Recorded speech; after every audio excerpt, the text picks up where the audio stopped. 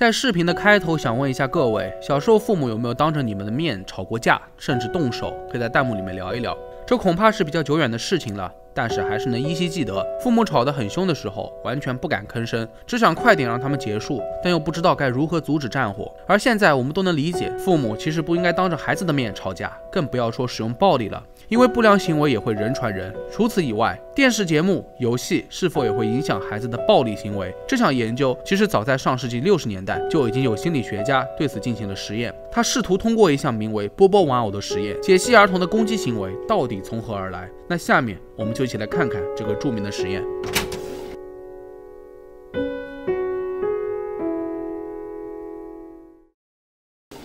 1961年，著名的心理学家阿尔伯特·班杜拉组织了一系列实验。他从斯坦福大学的托儿所挑选了36名女孩和36名男孩，年龄都在3到6岁之间，用来研究儿童是否可以通过观察和模仿成人行为，从而产生攻击性。之所以被称作波波玩偶实验，是因为阿尔伯特在实验当中采用了一个1米多的充气玩偶，与儿童的体型接近，上面还印着他们都认识的小丑图案。他提前给这72名儿童做了心理测评，水平都差不多。随后他们被分成了3组 ，A 组会观察到成人的暴力行为， B 组会观察到安静零暴力的行为，剩下的 C 组就不会接触任何行为，仅此作为对照来参考。为了保证孩子之间不会相互影响，每个孩子都被单独带到了场景之中。在实验的第1阶段，孩子被安排在了实验室的角落，那里有许多贴纸、图书和书籍。随后，一名成年人演员也进入了实验室，他坐在房间的另一个角落，里面有一套玩具、一个木锥和一个充气的波波玩偶。离开房间前，实验者向孩子们解释说，另一个角落的玩具只有大人才能玩。10多分钟之后，演员们开始修补玩具。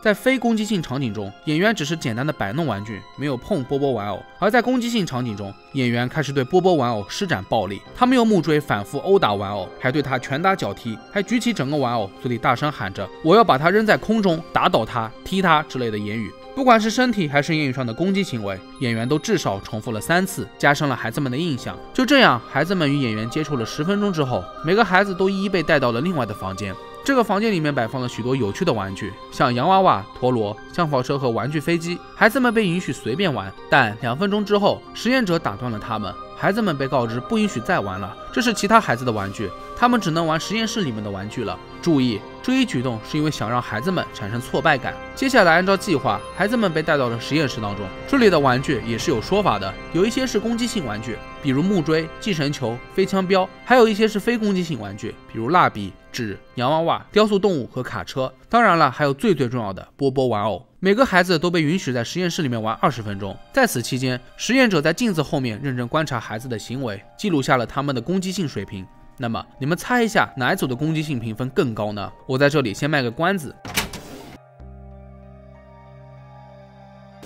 那肯定有小伙伴们说，肯定是 A 组，他们看了那么多暴力行为，很难不受影响。那么还有一个问题，演员的性别也会对孩子产生不同的影响吗？那我们设想一下现实生活当中的场景，也就是说，男孩会更容易受到父亲的影响，还是母亲的影响呢？这就不好说了，感觉也没有什么差别。那我们先来看一下实验结果。很明显，当孩子们轮到和波波玩偶共处一室的时候， A 组90%的孩子也开始做出模仿行为，他们也用木锥敲打玩偶，嘴里还喊着打他、踢他，和之前的演员做法几乎一模一样。有的孩子甚至还想出了新的攻击方法，比如对着玩偶扔飞镖，或者用玩具枪瞄准它。而 B 组、C 组的孩子很少会对玩偶进行攻击。除此之外，阿尔伯特还发现，男孩的攻击性行为是女孩的2倍多，而且孩子更容易受到同性榜样的影响，比如面对粗暴的男性角色和咄咄逼人的女性角色，男孩受到前者的影响更大。有意思的是，在这种差异之下，男孩普遍都会模仿身体暴力的行为，而女孩更容易模仿言语攻击。天哪，这还真的印证了长大之后的男生更爱打架，而女生更喜欢吵架的传统。阿尔伯特还指出，成年人对于玩偶的暴力行为会让孩子们觉得这种行为是可以被接受的，人类是可以通过观察和模仿来学会社会行为的。然而，波波玩偶实验并非都是支持的声音，有不少心理学家从头到尾都批评了一通。不过有些方面，我觉得说的还是挺有道理的，比如设定的场景太局限了，尤其是演员和孩子之间零互动，这与正常的家庭环境毫不相干。再者是实验过程太过紧凑，当演员结束表演之后，孩子们就立刻被安排到了实验室。这种快速观察收集的数据很难让人了解到模仿行为是否会产生长期影响。其次是实验对象存在偏差，开头我们就提到，阿尔伯特挑选的孩子都是来自斯坦福大学的托儿所，父母都是高材生，他们几乎拥有相同的社会经济背景，所以实验结果自然就很难推广到更多样化的人群当中。最后，有心理学家认为，波波玩偶实验太不道德了，这明摆着就是在操纵孩子实施暴力，而且这些孩子们就很有可能会因为这次实验对未来产生不良的影响。说实话，以上的局限性也都不是全无道理的，而且最重要的是，这个实验有一个非常明显的设计缺陷，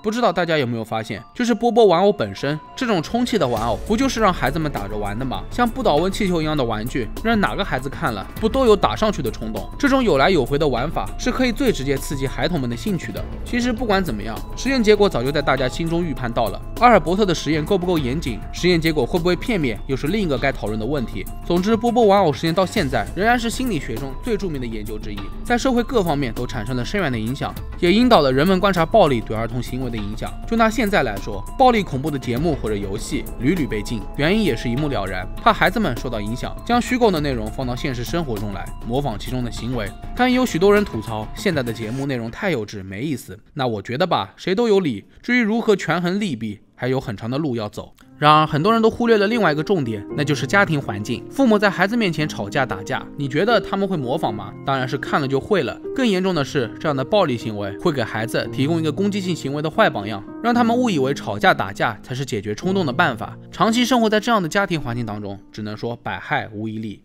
之前我也讲过不少连环杀手，他们很多都有一个满目疮痍的童年，被家暴、被虐待、被侵犯，似乎都是司空见惯的事情了。而且有很多杀手在犯罪生涯中都在模仿或者报复。那么讲，并不是为连环杀手洗白，也不是想说童年不幸的人必然会走上弯路。同样的情景，不同的人会做出完全相反的选择。我想说的是，家庭因素对于一个人的成长有巨大的影响，不要让孩子在心中播种暴力的种子。那各位看过《请回答1988》吗？过生日的那集，德善把这么多年的委屈大倒苦水，后来爸爸给他道了歉。我也不是一生下来就是爸爸，确实，其实长大后也能有所理解。父母不是圣人，他们也是第一次当父母。如果觉得父母做的不对，千万不要在心里记恨他们，试着好好沟通吧，把各自的角色做好，不要让生活留下遗憾。那好了，本期视频到这里就结束了。你们觉得父母的行为会对自己产生影响吗？可以在评论区下方留言。如果你们觉得视频做的不错的话，也别忘了点赞、收藏和关注。那我是正正，咱们下期视频再见吧。